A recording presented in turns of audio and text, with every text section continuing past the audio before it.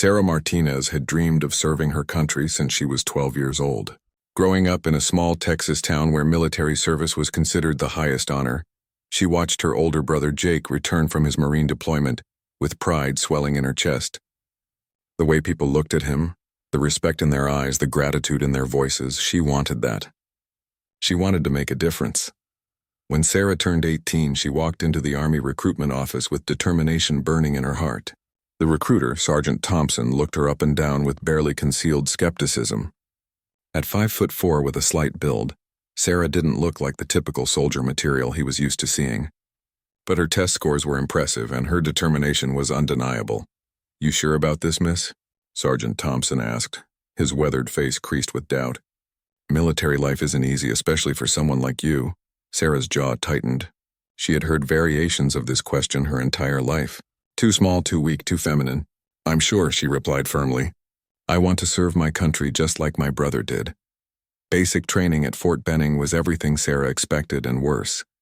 The physical demands pushed her body to its limits daily. While her male counterpart seemed to handle the obstacle courses and long marches with relative ease, Sarah had to work twice as hard to keep up. She woke up an hour earlier than everyone else to practice her pull-ups. She ran extra miles after dinner when others were relaxing. Her hands bled from rope climbing, her muscles screamed in protest, but she never complained. The other recruits weren't cruel, but they weren't supportive either. They watched her struggle with a mixture of pity and annoyance. During team exercises, she could see the frustration in their eyes when she slowed them down. During combat training, her partner would roll his eyes when paired with her. The drill sergeants pushed her harder than anyone else, testing her resolve at every turn. "Martinez," Drill Sergeant Williams would bark, "drop and give me 50. If you can't keep up, maybe you should consider a different career path." Sarah would drop immediately, her muscles burning as she pushed through the punishment. She never argued, never made excuses. She absorbed every criticism, every doubt, every challenge, and used it as fuel to push harder. The first real test came during a night navigation exercise. Each recruit had to find their way through dense woods using only a compass and map, reaching designated checkpoints within a specific time frame. It was designed to test not just navigation skills, but mental toughness and the ability to perform under pressure. Sarah moved through the darkness carefully, her small frame allowing her to slip through underbrush that larger soldiers had to fight through. While others crashed through the forest making noise, she moved like a shadow. Her attention to detail, honed through years of having to prove herself, served her well. She reached each checkpoint ahead of schedule and was the third person to complete the course.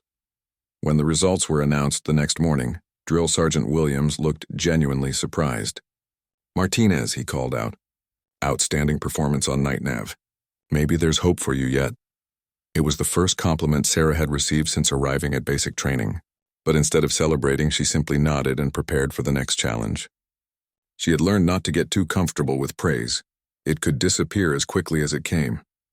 The weeks that followed brought more challenges. Weapons training, where Sarah's steady hands and patience gave her an advantage. Field medical training, where her careful attention to detail impressed the instructors. Combat simulations, where her ability to think quickly under pressure began to shine through. Slowly, almost imperceptibly, the attitudes of her fellow recruits began to shift. During a particularly grueling field exercise, when Private Johnson twisted his ankle miles from base camp, Sarah was the one who fashioned a makeshift splint and helped carry his gear back. When Private Chen was struggling with his rifle during marksmanship training, Sarah quietly showed him the breathing technique that had improved her own accuracy. Her acts of support and competence didn't go unnoticed. The same recruits who had once viewed her as a liability began to see her as an asset. She might not be the strongest or fastest, but she was reliable, determined, and increasingly skilled. The final test of basic training was a comprehensive field exercise lasting 72 hours. Recruits were divided into squads and tasked with completing a series of missions while dealing with simulated enemy contact, equipment failures, and logistical challenges. It was designed to test everything they had learned and push them to their absolute limits. Sarah's squad was struggling during the second day when their radio equipment failed during a crucial communication window. While others panicked about missing their check-in, Sarah remembered an alternative communication method from their early training. She quickly set up signal mirrors to communicate with the observation post, ensuring their squad stayed on track with the mission timeline. Later that same day, when the squad became pinned down during a simulated firefight, Sarah noticed a flanking route that larger soldiers couldn't navigate. She volunteered to crawl through the narrow space to get behind the enemy position, allowing her squad to complete their objective.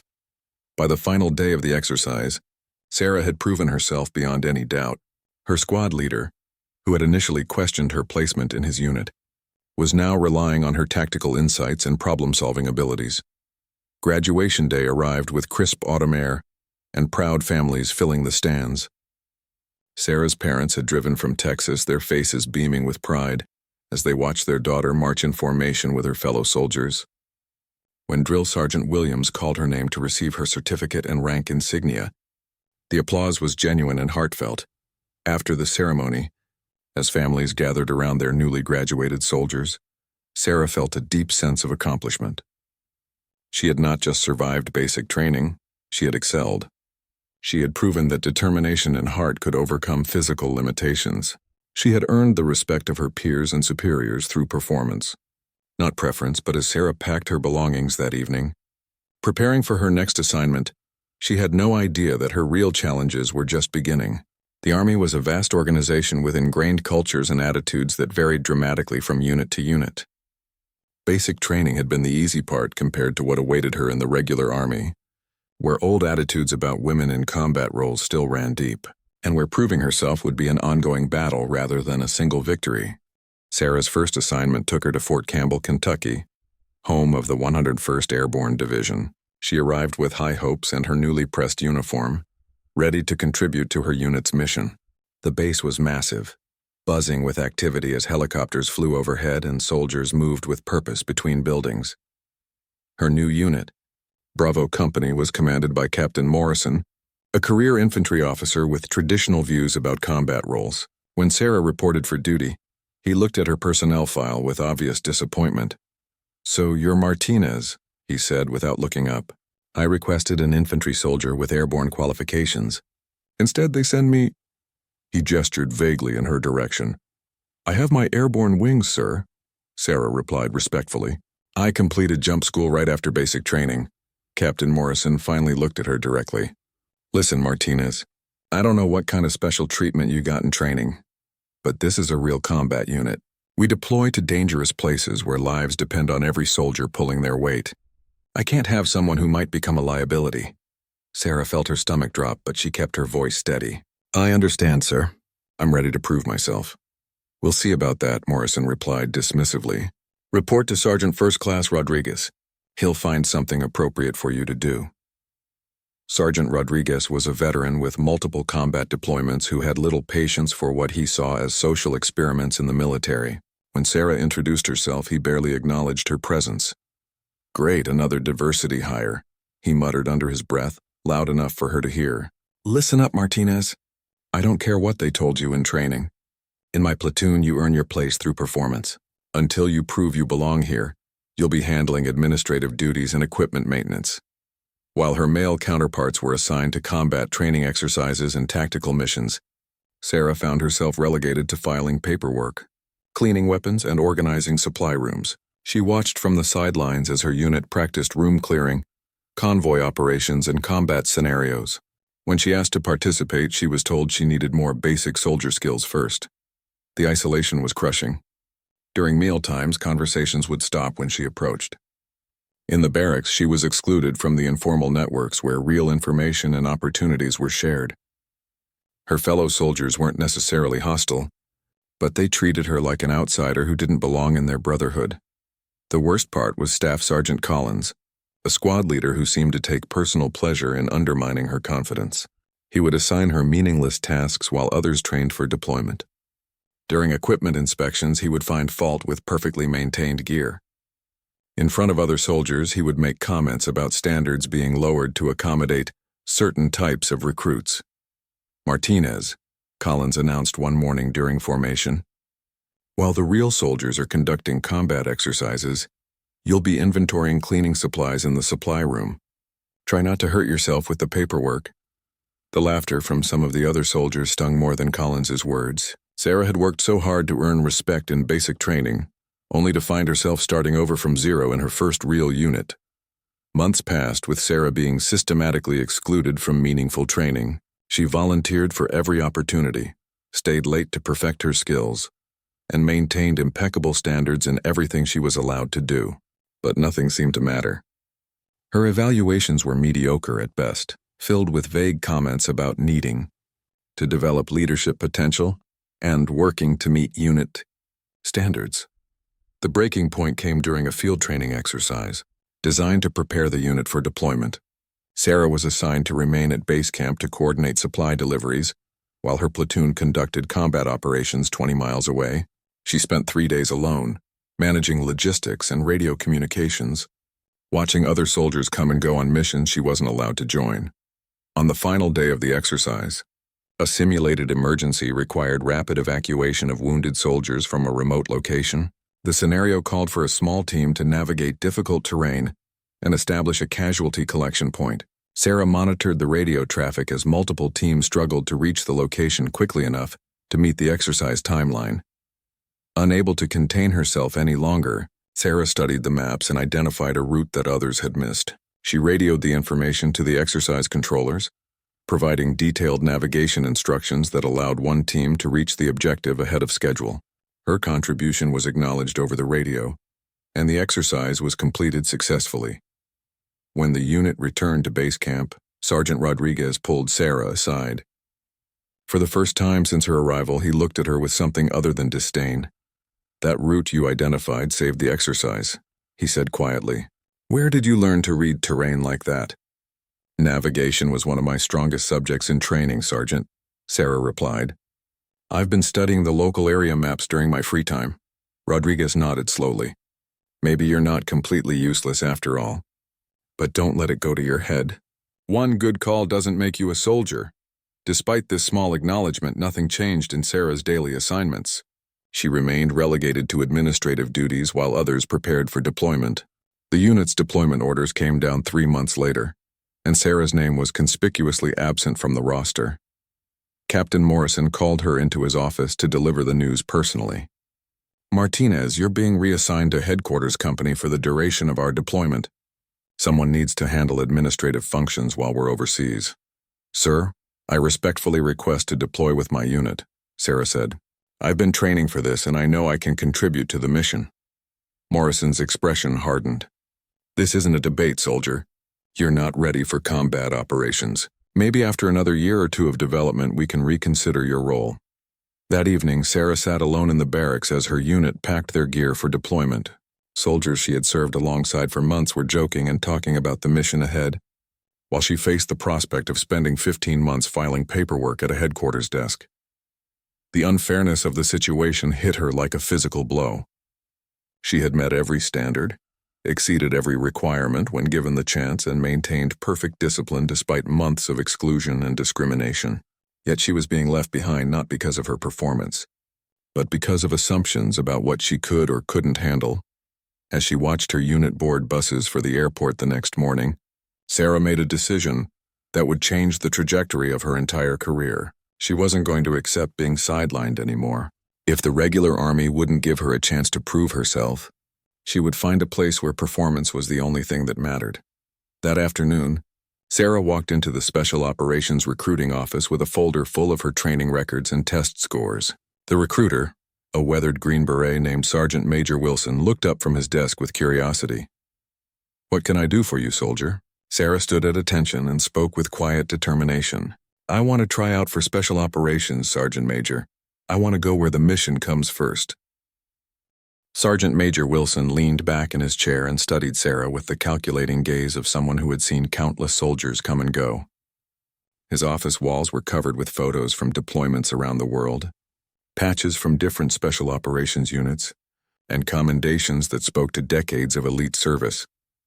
"Special Operations isn't like regular Army, soldier," Wilson said slowly. "We don't have quotas to fill or social programs to support. We have one mission: to be the best at what we do. That means every person who wears our uniform has to be absolutely elite. No exceptions, no second chances." Sarah met his gaze steadily. "I understand, Sergeant Major. I'm not looking for special treatment. I'm looking for the chance to be judged solely on my performance. Wilson flipped through her file, noting her test scores and training records. Your academics are strong, physical fitness scores are above average, and your instructor's comments from basic training are positive. But I see you've been assigned to headquarters company instead of deploying with your unit. That raises questions. Yes, Sergeant Major. My unit leadership felt I needed more development time before combat operations. And what do you think about that assessment? Sarah chose her words carefully. I think I haven't been given adequate opportunities to demonstrate my capabilities in my current unit. I believe Special Operations evaluates candidates based on actual performance rather than assumptions. Wilson's expression remained neutral, but Sarah caught a slight nod. What specific Special Operations path are you considering? We have several programs available, each with different requirements and selection processes. I've researched the options. Sergeant Major, I'm most interested in the civil affairs or psychological operations fields, but I'm open to any opportunity where I can contribute to important missions. Those are good choices, Wilson acknowledged. Both require high intelligence, cultural sensitivity, and the ability to work independently in challenging environments. But before we discuss specific programs, you need to understand what you're asking for. Wilson stood and walked to a map of the world marked with pins in dozens of countries. Special operations soldiers deploy constantly, often to places that don't officially exist on our mission boards. We work in small teams in hostile environments where backup might be days away. We train harder, deploy longer, and face threats that most soldiers never encounter. He turned back to face her. The selection process alone eliminates 90% of candidates. It's designed to break you physically, mentally, and emotionally. If there's any weakness, any doubt, any inability to perform under extreme stress, it will find it and exploit it. Sarah nodded.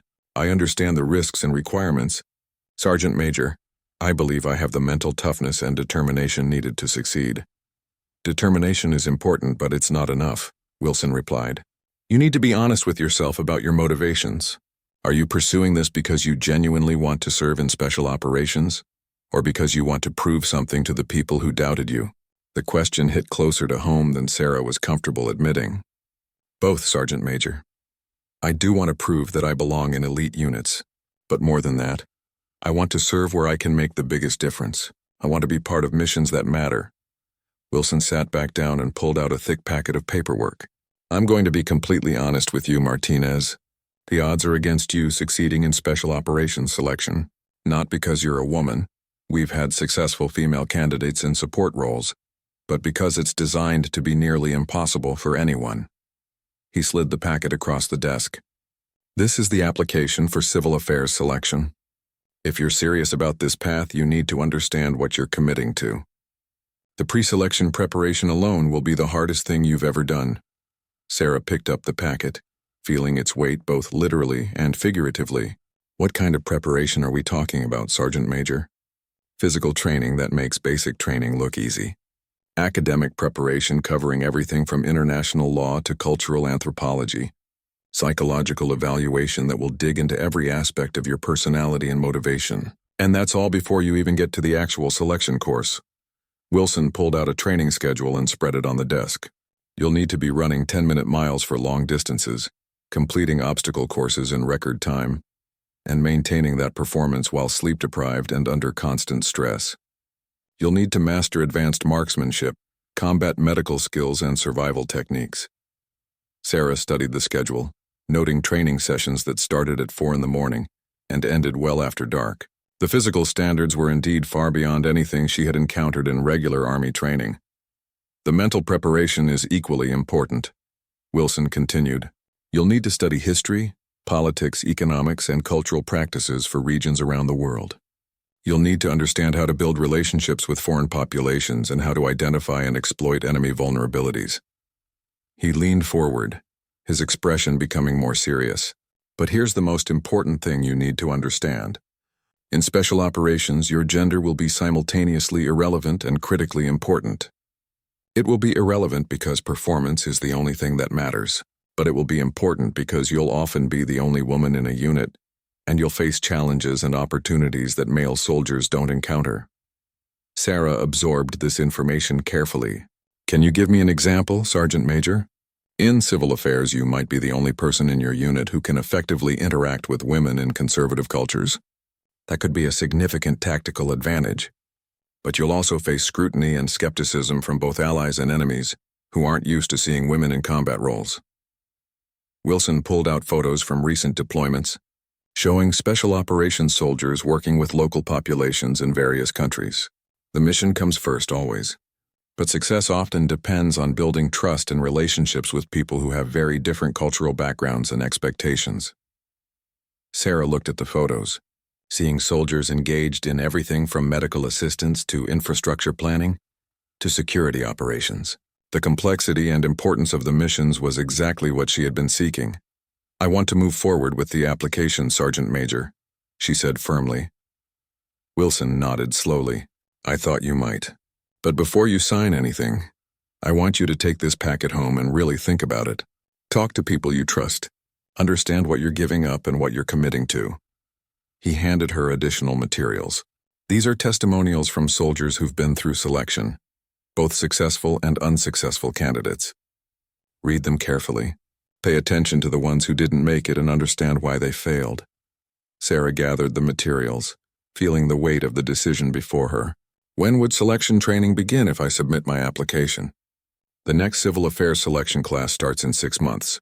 That gives you time to prepare properly if you decide to move forward. But Martinez," Wilson's voice became stern, "don't submit that application unless you're absolutely certain. Failing special operations selection doesn't just mean going back to your old job. It can impact your entire military career." Sarah stood and shook Wilson's hand. "Thank you for being honest with me, Sergeant Major. I'll give this the consideration it deserves." As she walked back across the base, Sarah felt a mixture of excitement and apprehension. The path ahead was clearly more challenging than anything she had faced before.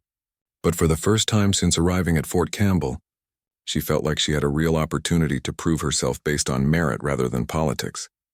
That evening, she spread the selection materials across her desk and began to study. The physical standards were intimidating but achievable with dedicated training. The academic requirements were extensive, but matched her intellectual interests.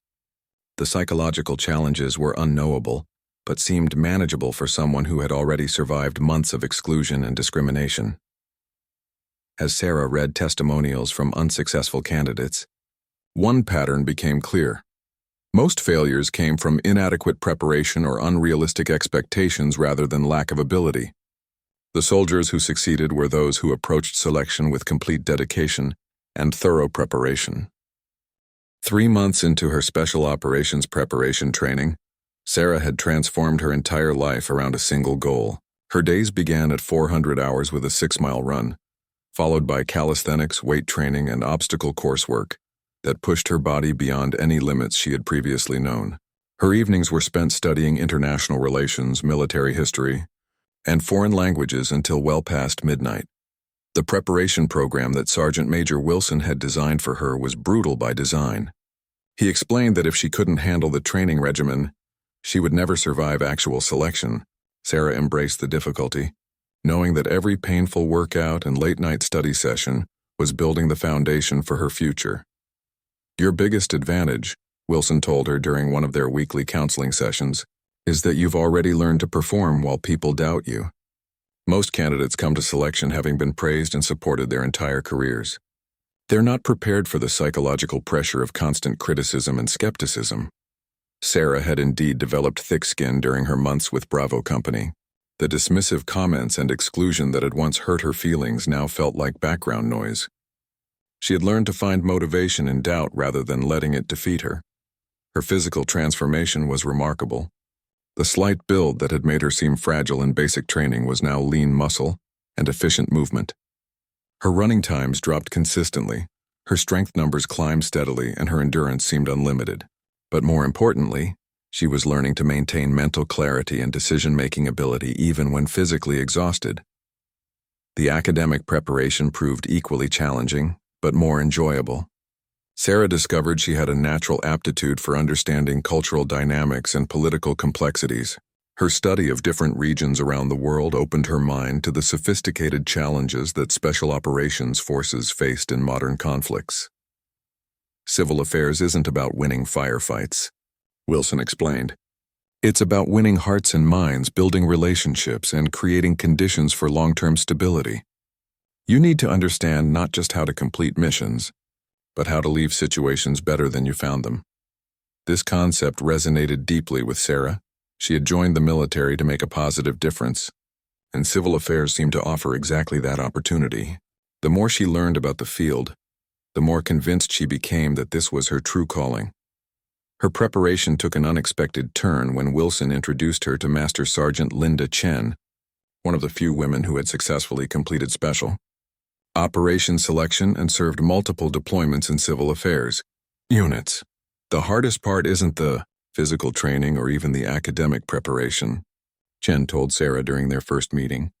It's learning to trust yourself completely when everyone around you is trying to make you doubt your capabilities. Chen shared stories from her own selection experience, describing moments when instructors would deliberately target her with extra criticism, when male candidates would express doubt about her presence, and when she questioned her own decision to pursue such a challenging path. There were times when quitting would have been easier than continuing, Chen admitted. But I realized that if I quit, it wouldn't just be giving up on my own dreams. It would be reinforcing the belief that women can't succeed in these roles. This perspective helped Sarah understand that her individual success or failure would have implications beyond her own career. She was not just competing for a spot in an elite unit. She was helping to determine whether future women would have similar opportunities. The psychological evaluation that Wilson had warned her about proved to be one of the most challenging aspects of preparation. Military psychologists conducted extensive interviews designed to identify any weaknesses or vulnerabilities that might emerge under extreme stress. Tell me about a time when you felt completely overwhelmed, the psychologist asked during one session. Sarah thought carefully before responding. During my first month with Bravo Company, when I realized that my performance didn't matter as much as my gender in determining how I was treated. I felt like no matter how hard I worked, I couldn't change people's preconceptions. How did you handle that feeling? I decided to focus on things I could control rather than things I couldn't. I couldn't control other people's attitudes, but I could control my own preparation, performance, and responses. I used their doubt as motivation to work harder. The psychologist made notes and continued probing. What happens when you fail at something important to you? I analyze what went wrong, learn from it, and try again with better preparation. Failure is information, not a judgment about my worth as a person. These sessions continued for weeks, exploring her motivations, fears, stress responses, and coping mechanisms. Sarah found them exhausting but valuable, as they forced her to examine her own psychology with unprecedented honesty. As her preparation neared completion, Wilson began incorporating scenario-based training that simulated the types of challenges she would face during actual selection. These exercises were designed to test not just her physical and academic preparation, but her ability to perform complex tasks while under severe stress. One particularly challenging exercise required her to navigate to multiple checkpoints while carrying a heavy pack, solve mathematical problems at each location, and provide detailed briefings on assigned topics, all while being constantly criticized and pressured by evaluators. "Too slow, Martinez," the evaluator shouted as she worked through calculations. "At this rate, you'll get your entire team killed. Maybe you should consider whether you're really cut out for this type of work." Sarah had learned to block out such comments while maintaining focus on the task at hand. She completed the calculations accurately, provided clear briefings, and reached all checkpoints within the time limit despite the constant harassment. "Better," Wilson said after the exercise. "But remember, in actual selection, the pressure will be 10 times worse and last for weeks instead of hours." 2 weeks before her departure for selection, Sarah received unexpected visitors. Captain Morrison and Sergeant Rodriguez from her old unit had returned from their deployment and requested a meeting with her. "We heard about your special operations application," Morrison said, his tone less dismissive than she remembered. Sergeant Rodriguez wanted to share some observations from our deployment. Rodriguez, who had barely acknowledged her competence months earlier, looked uncomfortable but determined to speak. "Martinez, I owe you an apology. During our deployment, we faced exactly the type of navigation and logistics challenges where your skills would have been valuable. There were several situations where having someone with your attention to detail and problem-solving ability could have prevented problems. Sarah listened without comment, unsure how to respond to this unexpected acknowledgement. "What I'm saying is," Rodriguez continued, "I was wrong about your potential as a soldier. You might have what it takes for special operations after all." Captain Morrison added, "Your application reflects well on our unit's training standards. We want you to know that if you don't make it through selection, you'll be welcomed back to Bravo Company with a fresh start and full opportunities to contribute." Sarah appreciated their words, but she had already moved beyond needing their approval. "Thank you for telling me that, sir." "It means something to hear it." After they left, Sarah reflected on how much had changed in the months since she first walked into Wilson's office. The soldier who had been crushed by exclusion and doubt had been replaced by someone who drew strength from challenge and criticism. The night before departing for selection, Sarah packed her gear with methodical precision. Every item had been selected and tested during months of preparation. Her body was as prepared as intensive training could make it. Her mind was filled with knowledge that months of study had accumulated, but most importantly, her confidence was built on a foundation of proven performance rather than hopeful expectations. She knew she belonged in special operations not because someone had told her so, but because she had demonstrated it through consistent excellence under pressure. As she lay in her bunk that final night, Sarah felt ready for whatever challenges awaited her at the Special Operations Selection Course. The Special Operations Selection Course took place at a classified training facility in North Carolina, surrounded by dense forests and rugged terrain that would become Sarah's world for the next 8 weeks. She arrived with 37 other candidates, representing various military backgrounds and specialties. The diversity of experience was immediately apparent. Some candidates were seasoned infantry soldiers, others came from intelligence or logistics backgrounds, and a few were officers seeking to transition into special operations leadership roles. Sarah was the only woman in the group. The course began at 500 hours on a Monday morning, with what the instructors called 0 day, a baseline assessment of each candidate's physical, mental, and psychological capabilities. The candidates were awakened by shouting instructors and immediately thrust into a series of evaluations designed to establish their starting point. "Listen up," bellowed Master Sergeant Kane, the senior instructor whose reputation for breaking candidates was legendary. "For the next 8 weeks, you belong to us. Your previous rank, experience, and accomplishments mean nothing here. You will be evaluated solely on your performance during this course." The physical assessment alone lasted 12 hours and included everything from standard fitness tests to complex obstacle courses to problem-solving exercises while carrying heavy loads. Sarah had prepared extensively, but the intensity still took her breath away. By hour 10, several candidates had already voluntarily withdrawn from the program. What surprised Sarah most was not the physical difficulty, but the psychological pressure applied from the very first day. Instructors would single out candidates for criticism, question their motivation, and create scenarios designed to generate stress and doubt. "Martinez," Sergeant Kane called out during a navigation exercise, "you're moving too slow. At this pace, you'll compromise the entire mission. Maybe civil affairs isn't the right fit for someone who can't handle basic land navigation under pressure." Sarah had learned during her preparation that responding to such criticism was counterproductive. She acknowledged the feedback, adjusted her pace, and continued with the mission. Her months of dealing with doubt and skepticism had prepared her for exactly this type of pressure. The academic portions of selection proved equally challenging. Candidates were required to master complex subjects in compressed timeframes while dealing with sleep deprivation and physical exhaustion. Sarah's preparation with Master Sergeant Chen proved invaluable as she navigated coursework in international relations, cultural anthropology, and regional studies. One of the most difficult challenges came during the 3rd week, when candidates were divided into small teams and given humanitarian assistance scenarios based on real-world missions. Sarah's team was tasked with developing a plan to provide medical aid to a village affected by natural disaster while operating in a region with active insurgent threats. The scenario required balancing humanitarian objectives with force protection, coordinating with local authorities who might have competing interests, and managing limited resources while under time pressure. Sarah found herself naturally taking on a leadership role as the team worked through the complex problem. "We need to consider the cultural implications of how we deliver medical care," Sarah suggested during a planning session. If we don't respect local customs and authority structures, we could create more problems than we solve. Her teammate, Staff Sergeant Williams, looked skeptical. This is about saving lives, not cultural sensitivity. We need to focus on medical outcomes. Both are important, Sarah replied. If we ignore cultural factors, the local population might reject our assistance entirely, which means zero medical outcomes. The debate continued as the team worked through various approaches.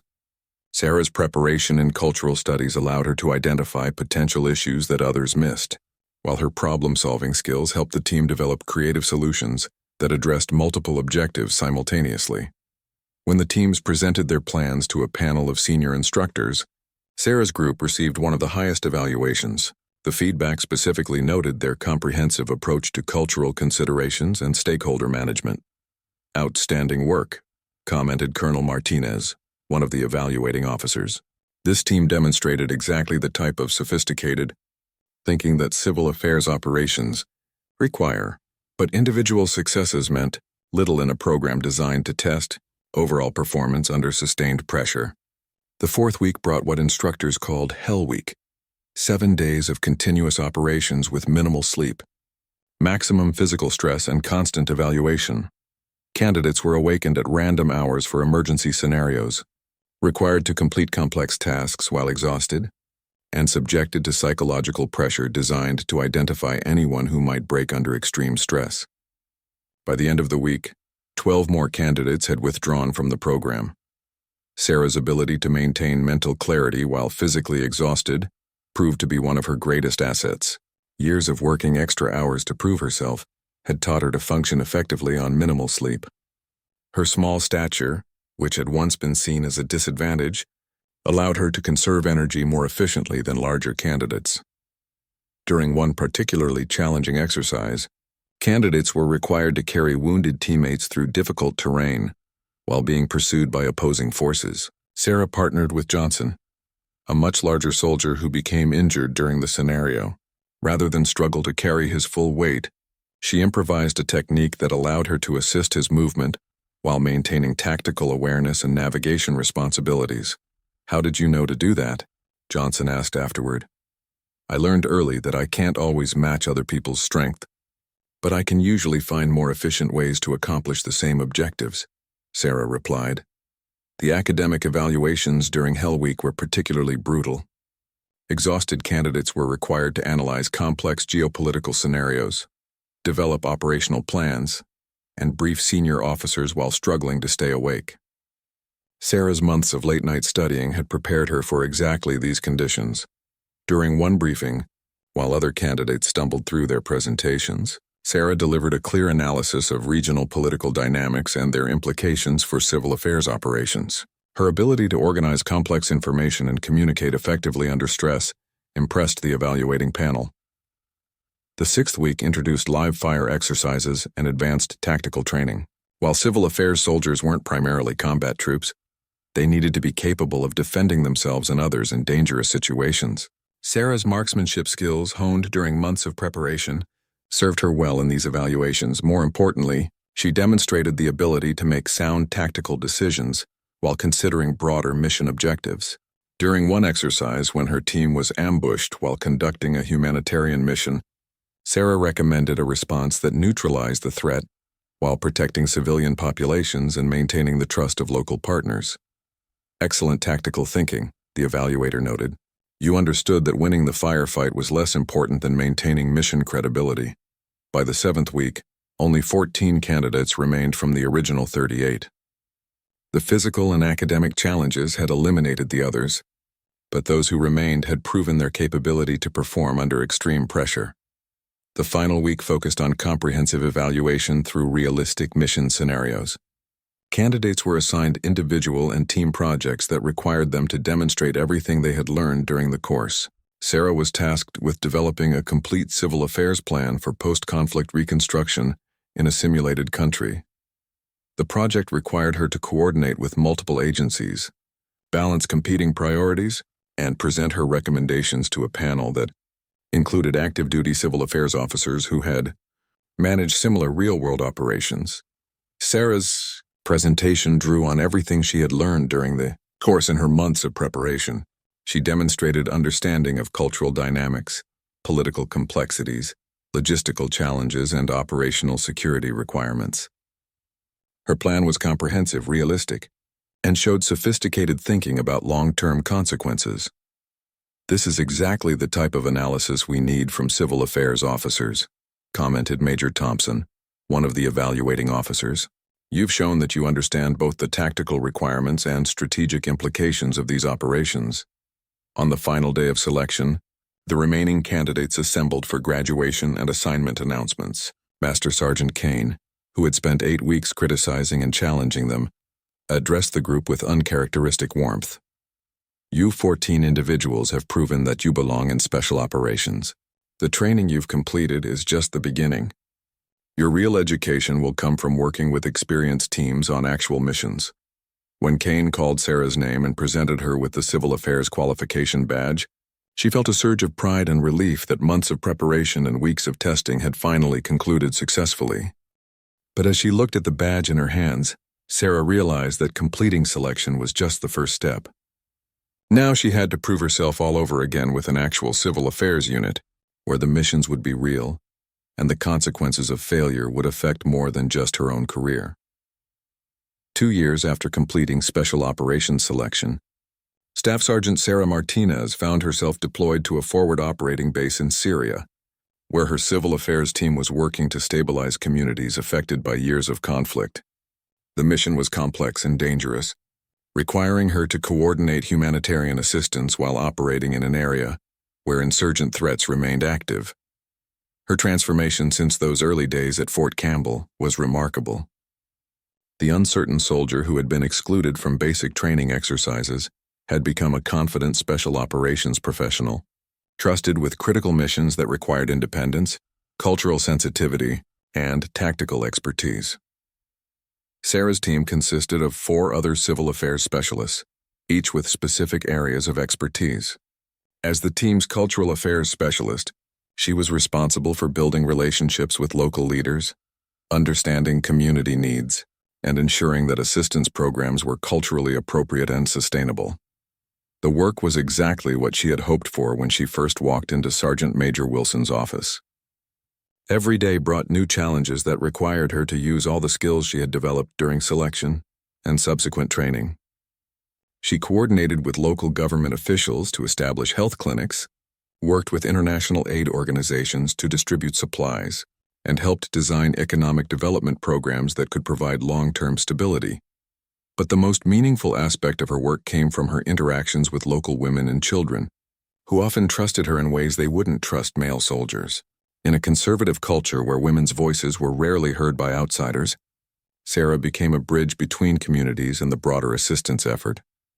During one particularly challenging mission, Sarah was tasked with investigating reports of families being denied access to medical care because of ethnic tensions in a mixed community. The situation required careful diplomacy, as any misstep could inflame existing conflicts and jeopardize the entire assistance program.